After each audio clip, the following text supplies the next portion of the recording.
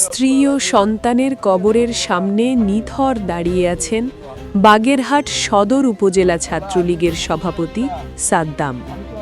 চোখে মুখে অসীম শোক, বাকরুদ্ধ এক মানুষের নিঃশব্দ আর্তনাদ যেন ভেসে বেড়াচ্ছে কবরস্থানের বাতাসে।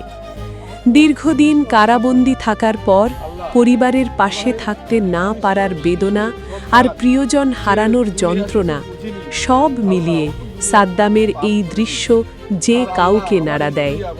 এই হৃদয় বিদারক ঘটনা শুধু একটি পরিবারের ট্র্যাজেডি নয়, বরং সমাজের সামনে এক নির্মম বাস্তবতার প্রতিচ্ছবি। এমন করুণ পরিণতি যেন কারো জীবনে, এমনকি শত্রুর জীবনেও না আসে, এটাই সবার প্রার্থনা।